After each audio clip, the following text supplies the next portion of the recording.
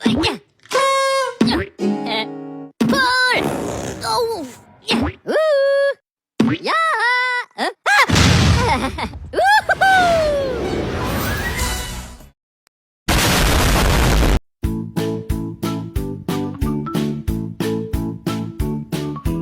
with the fans. Pose with the pose with the pose with the fans. Pose with the pose with the pose with the fans. Fans. Pose with the fans.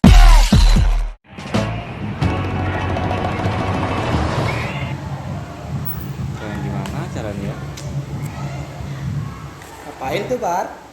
Ini loh aku bingung caranya bikin peta 2 dimensi, tapi kan bumi 3 dimensi. Ya. Proyeksi peta tuh ya. Ya, Bingung? bingung gimana. Ayo nah caranya. belajar sama teman-teman yang lain yuk. Yuk. Yuk. Yuk.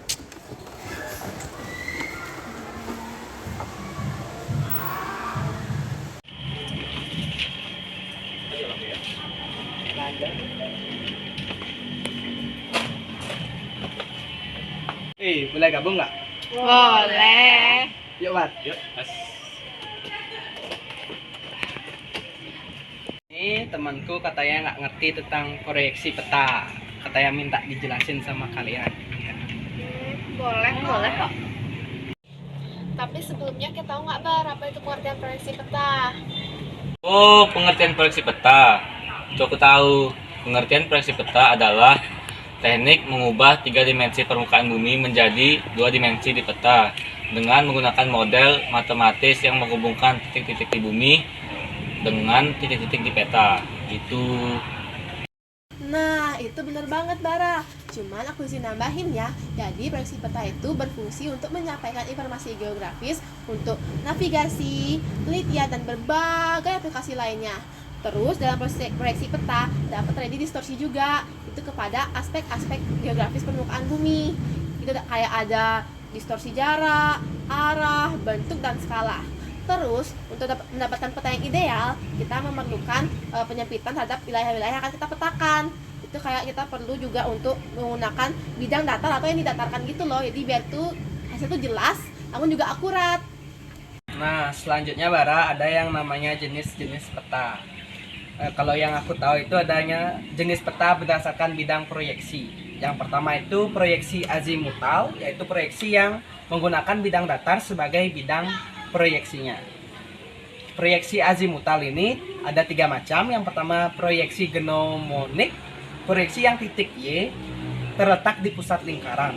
Lalu ada yang kedua, proyeksi stereografik, yaitu titik Y pada proyeksinya itu berpotongan atau berlawanan dengan bidang proyeksi. Lalu yang ketiga ada proyeksi ortografik, yaitu proyeksi yang titik Y terletak jauh di luar lingkaran. Proyeksi azimutal ini cocok untuk menggambarkan daerah kutub. Kemudian yang kedua yaitu proyeksi kerucut. Proyeksi bentuk ini diperoleh dengan memproyeksikan globe pada bidang kerucut yang melingkupinya. Puncak kerucut berada di atas kutub utara yang kemudian direntangkan. Dengan cara ini akan menghasilkan gambar yang lebih baik untuk di daerah kutub utara dan di daerah kutub selatan.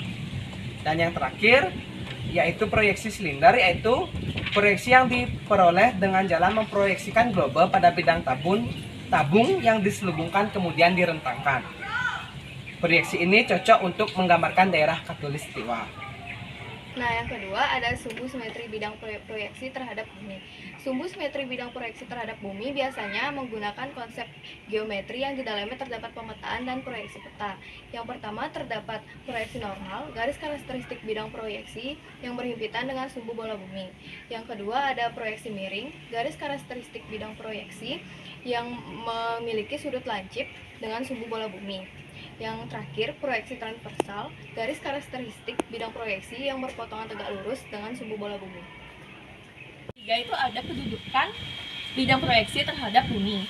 Nah, untuk kedudukan bidang proyeksi terhadap bumi itu dibagi menjadi 2, yakni proyeksi sektan dan proyeksi tangan. Yang pertama itu ada proyeksi tangan.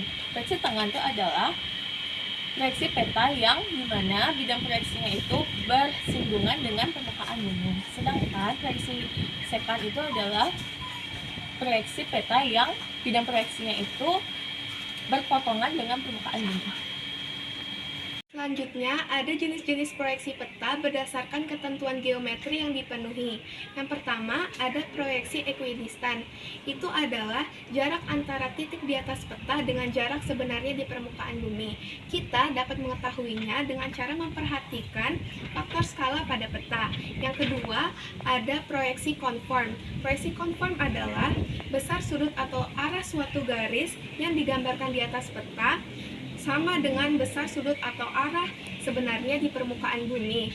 Sehingga dengan memperhatikan faktor skala, bentuk yang digambarkan di atas peta akan sesuai dengan bentuk yang sebenarnya di permukaan bumi. Yang terakhir, nomor 3, ada proyeksi ekuivalen. Proyeksi ekuivalen adalah luas permukaan yang digambarkan di atas peta sama dengan luas sebenarnya di permukaan bumi. Kita dapat mengetahuinya dengan cara memperhatikan faktor skala pada peta. Nah, sekarang kita ngerti kan apa itu proyeksi peta? Ngerti. Aku lebih ngerti terus diajarin teman-teman dekatku tuh. Ya dong.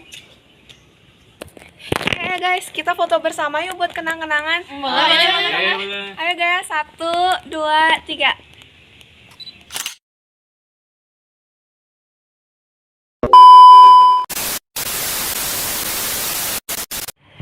Yuk.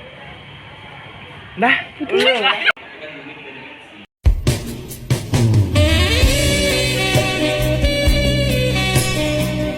Bidang proyeksi terhadap bumi.